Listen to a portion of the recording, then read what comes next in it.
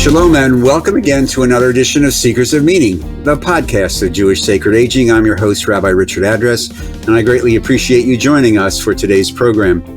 These podcasts are designed to discuss some of the issues that are affecting our families, our communities, and ourselves in light of the revolution in longevity.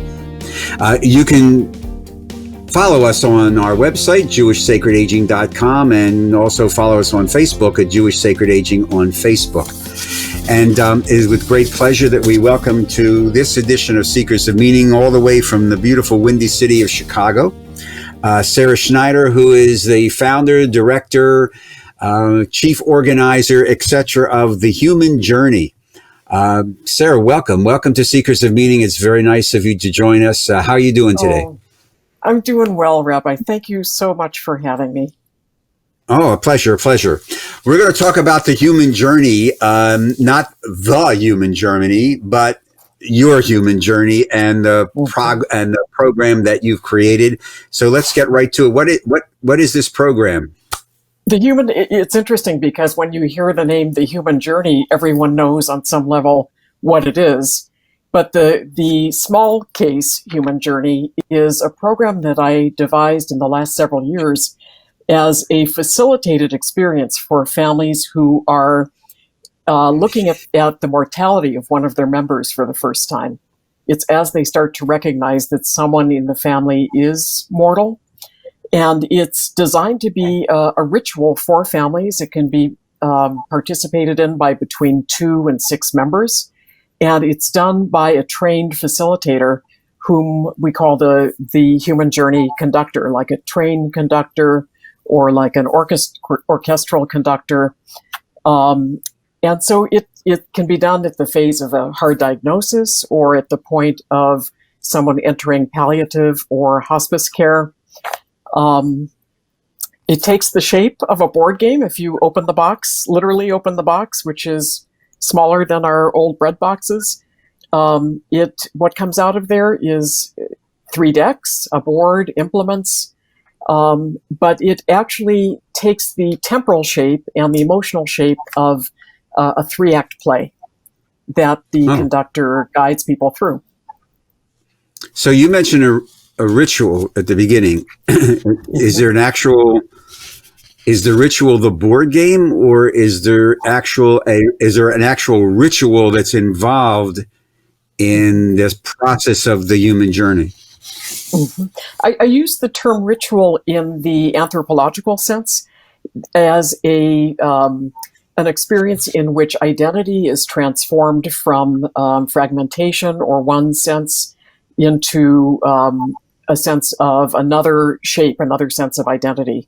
And so it's a ritual for the family of moving from fragmentation and a sense of separate, often anticipatory griefs into a sense that the family can belong together and can continue beyond the death of an individual. So there are similar or like-minded programs.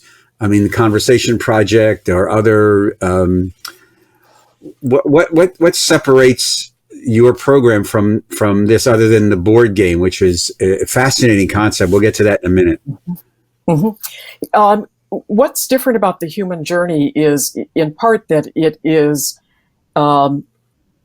designed to be guided by, to have the behaviors modeled by a trained person, so that the family's own dynamics are, in a sense, ameliorated by the presence of this, in a sense, professional stranger who comes in and holds them all in an equal space, wherein the power dynamics of the family, the generational dynamics of the family are equalized, and even the patient is not treated as a special person. They're treated as part of a family system where everyone's role is equivalent, in a sense. Sure. Another thing No, go ahead.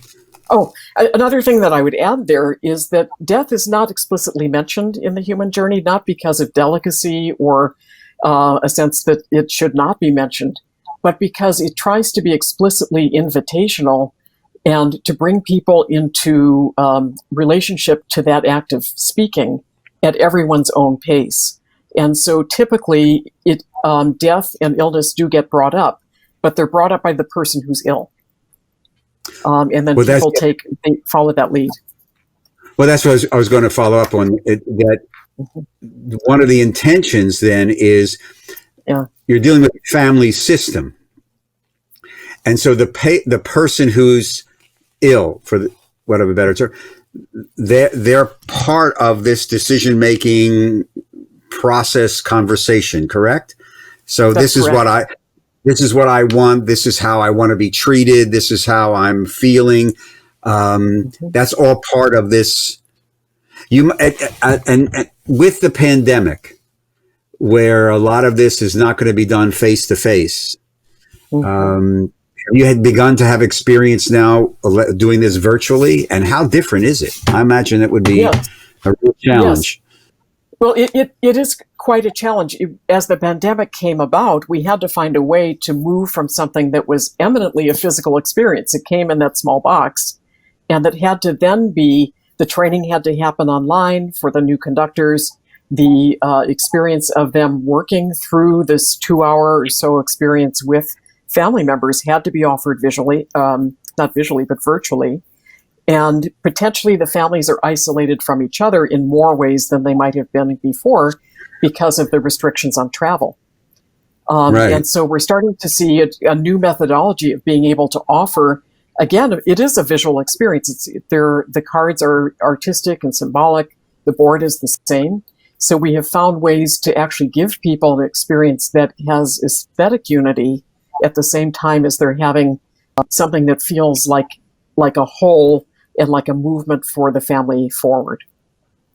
How do you get the conductors? I mean, do you put an ad in the paper, conductor wanted, or is it by word of mouth? And how do you, more importantly, or equally as important, how do you vet these people so that you don't have somebody saying, well, I want to be conductor, and really what they're going to do is work out their journey on some other family. On some other family, yes. Yeah. So how do you recruit the conductor? Yeah. I mean, it's interesting because as I was developing the program, I have always wanted it to be a citizen-to-citizen program where people would elect to train, but they wouldn't necessarily be professionals. They wouldn't be necessarily chaplains or religious leaders or social workers or psychologists, although those people are obvious conductor types. I wanted it to be volunteers as a form of almost citizen hospitality from one person with a compassionate heart to another family. And in the pandemic, I think the need is only greater, really. Oh, great. Much greater. Yeah, because of the amount of grief that we're experiencing societally and the amount of isolation, really, that this can bridge. I've never had the experience of someone coming to train whom I thought was utterly inappropriate in the professional realm.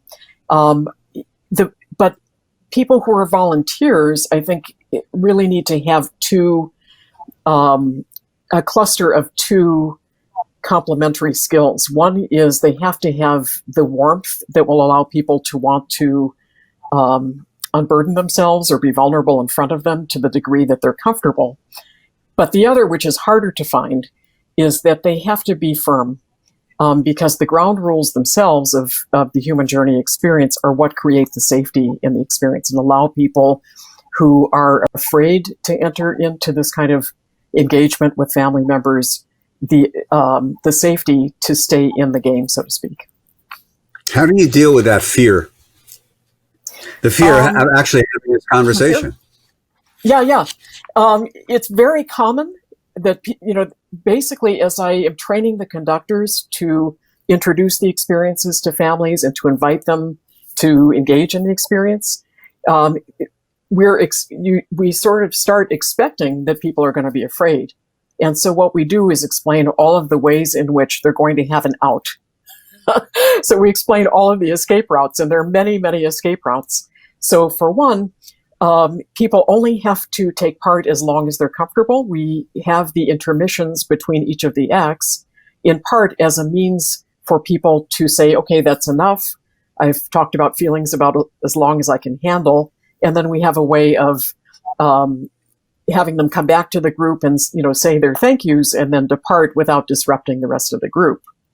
So we plan for people wanting an escape, and then generally people don't take the escapes. It's very uncommon for people to take them, but we provide them all over the place. So this is an activity that really attempts, if I'm understanding this correctly, to bring together members of a family to create a caring, supporting network around a person's illness, to develop some sense of mutual responsibility, care plan, and even enter into the conversations about end-of-life wishes, etc. Now, I know this does not happen.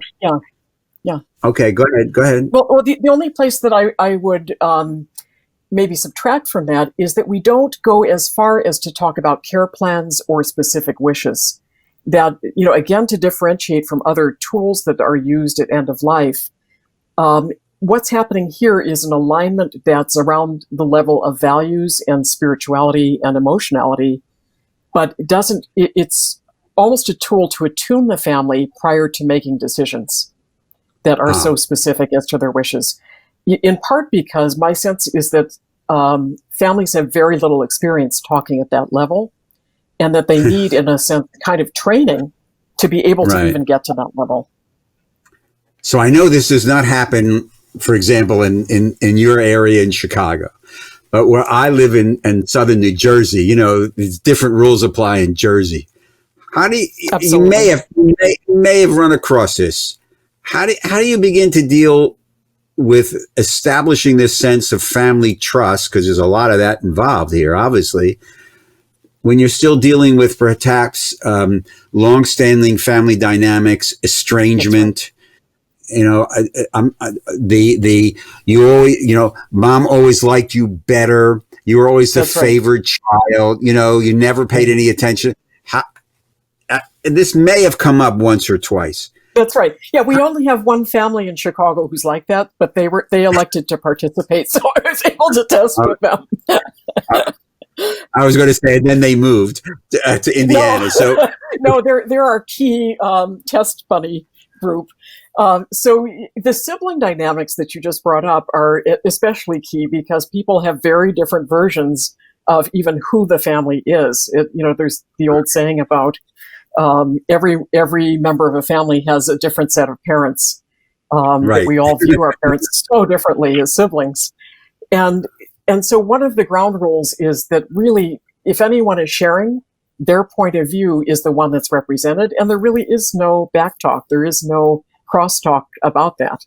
And so one of the reasons for the firmness of the conductor is that there really isn't any discussion of that. And we do actual listening training in the human journey experience to reinforce the point that each person's point of view is their own. Wow. I'm sure your conductors have some very interesting experiences to share. Yeah, they have to do some wrestling of the siblings. Yeah. I'm the lasso. The metaphorical lasso is probably roped them into a corner. But what's the Sarah? And again, we're talking with Sara Schneider, who's the founder, the CEO, and the creator of the Human Journey. We're going to put all the website information and contact information up. So as you log on to the Secrets of Meaning podcast, it'll all be there for you. What's the role of faith in these conversations? How often does it come up? Does it come up?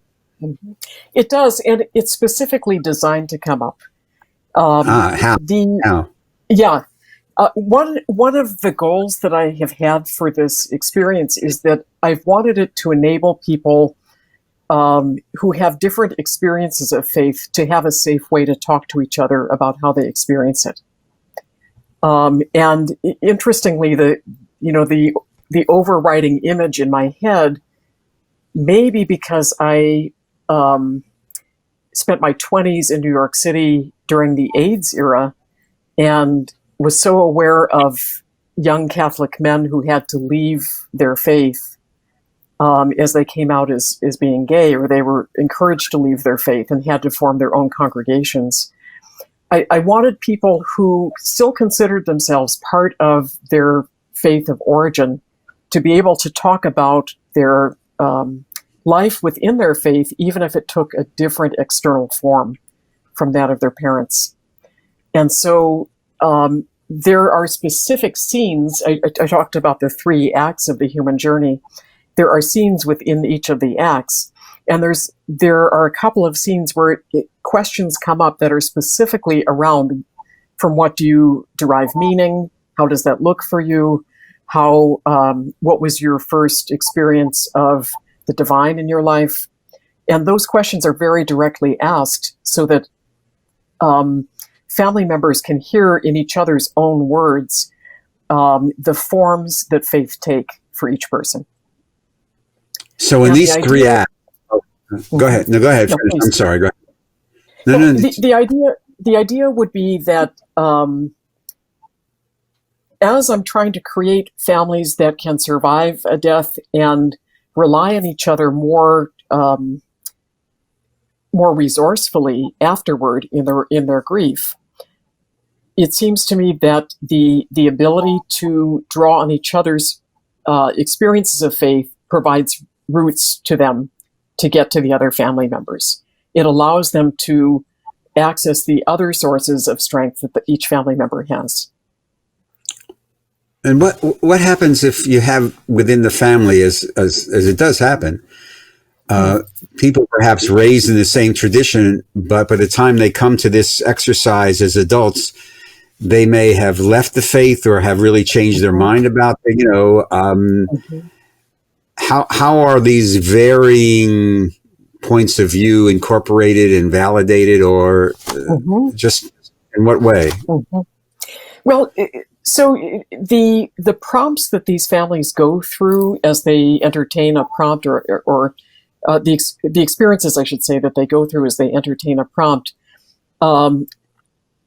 they don't necessarily encourage them to say, this is what I no longer find meaning from. I've had to divorce myself from this. The phraseology ends up saying, this is where I center myself in how I see the world, or how I find my place in the cosmos. Generally, what that offers is a place for others to bridge rather than a sense of separation. So you mentioned that the exercise, the human journey, it's a board game, okay, in 3 acts. You mentioned, okay, so would it be correct to say that there's 3 sections of this exercise that you call an act? Okay, is there a theme for each act? There is, and I would add too that prior to the 3 acts, there's one more phase that happens, which is called the rehearsal phase, where the players, so to speak, the participants, assemble the sense of the conditions that have formed them, the things that have made up their character, in the conditions into which they were dropped in life, so to speak, the circumstances of finances, the circumstances of birth order, things like this, and the gifts that they have been given early on. In the 3 acts, the first act deals with also what they have received over the course of their early lives, all the way up through a kind of emancipation. So what their families have given them, what their communities have given, who their mentors have been. So there's a sense of gratitude that's cultivated in the first act, and it's a lot about what they have received. The second act is about the choices that they have made as adults and what has lain behind those choices and the responsibilities that they have need to either have assumed or need to assume in adult life. And part of the effect of that is to bring everybody back into an adult self, as people are prone to regress a little bit sometimes in a situation like this. It reminds everyone that the others are adults. And in the third act, it's about generativity and about fruitfulness and returning to each other what the hard-won gains that they've had as adults, each on his own route. So I'm sure somebody would ask, why did you develop this exercise around three. You have a background in theater and performance, correct? So is that how this idea germinated from just using what your previous experience was and transferring it into this? Yes, I would say so. I have a doctorate in a field called performance studies, which is a blend of arts disciplines and methods in cultural anthropology fieldwork. And as I was thinking about a core of losses that happened in my own life around 2012, and thinking about how do people heal from loss and how do people still tell stories of the losses they've gone through in a way that is healing not only for them, but for the people they share with. This game emerged out of that, and I was drawn to the archetypal form of the hero's journey, which puts a hero who starts out sort of hapless and innocent through trials and ordeals and learnings that he or she then brings back to the community. And that model has been used in playwriting, in screenwriting, in story development. It's been used in our contemporary period, but it's also, of course, been used in folk tales around the world for hundreds or more years. Right. And so the reference to the 3 acts was the understanding that you can create an emotional arc that is somewhat predictable, that will create belonging, meaning, and communication in a fairly predictable way using a progression that you design. And so the 3 acts was, in a way, a use of that playwriting understanding. It actually plays well into the research interest that I've had over many years, which is the ways in which the body functions in society, the way in which it behaves aesthetically, and also the way in which it can break down despite us. And so as I was developing the human journey, I was also thinking about life cycle changes. And I've had people suggest to me different life cycle changes where this can be used, but I'm particularly sensitive to the intergenerational play in this, and the concerns that, say, often middle-aged adult children have as their parents' mental or physical well-being shifts. And so I've been talking with people who work with Alzheimer's and with dementia, and also just with people whose bodies in other ways may be not obeying them according to their belief that their mind should be over it all. And so the human journey also helps people through those kinds of shifts. The existing structure does that. Does it also take into account the shifting realities of life, as people do get a little older, Mm-hmm. and the challenges of what I call, and what other colleagues have written about, this tension of holding on and letting go? For example, I'll give you a perfect example. People of a certain age, let's say the AARP generation, of which I am a member, but having to deal with understanding, this is an increasing problem for baby boomers, I think, of dealing with their children as adults. Mm-hmm. Precisely. As adults who have their own life. They're independent people who, if we're lucky, they'll come to us for an opinion, but it's opinion. And I know, and I've dealt with this myself, but I also know many of my contemporaries who say, well, I feel this, or I don't feel that they don't come to me the same way they used to. Well, they're 39 or 45 years old. They're not going to. Mm-hmm. Is this part of the conversation, or is it for the next? No, it is. Act 2 of the human journey specifically addresses the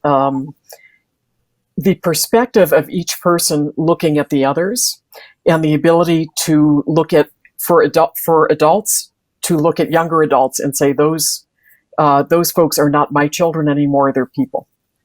Right. So each and the I'm sorry. No, go finish. Well, the reinforcement of the adult identity by the behavior of the conductor in enforcing the ground rules helps ensure that each person sees the other as adult. That's a specific. Yeah. Do we have a problem with that in this society? About actual people seeing each other as adults rather than in some other, infantilized way? Yeah. I think we have a hard time. I don't know if it's as adults. I think I think we have a hard time in our society seeing others as separate and as not consumable by us in some way or another. So in a way, I think we have a transactional, very often, view of relationship. And I think that can infect parenting. No, very Buberian. A more I, it, rather than an I, thou. Exactly. Yeah. How has this pandemic impacted what you're doing? Not only the fact of, you have to do things virtually, but on a larger, more general or meta scale, as opposed to a macro scale. With all you alluded to this before, the isolation is playing havoc on people's minds, bodies, and souls, perhaps changing family dynamics in ways, perhaps also allowing people to reassess and reevaluate. Have you experienced any of that as you tried to get the human journey into family systems down with the pandemic? I haven't personally, because my main contact is with the conductors now rather than the families directly. Okay. But what I'm seeing is that as we have gone into our separate households, there's almost something is happening to our view of what it is to be physically together and what it means to be physically together.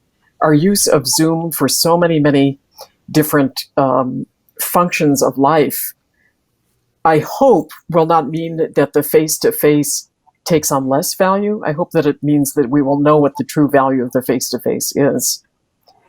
What I'm aware of is that there's some of us who do computer-based work or teaching or are in the professions have the luxury of being able to think about things like isolation and this difference between the face-to-face and the present on Zoom. Whereas people who are half a mile away from me in the Austin neighborhood of Chicago, which is a rougher neighborhood than the Oak Park in which I live, haven't had that luxury.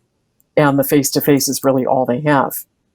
And so for those families, I'm particularly aware of the class differences that have emerged.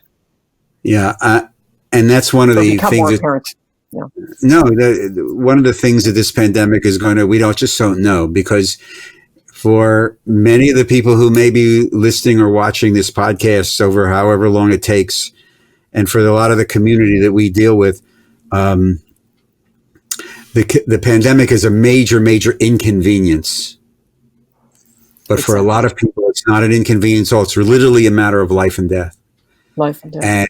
And they may not have the access to the way other people do internet and megabytes and this, that, and the other thing. And we're seeing it now with kids' education.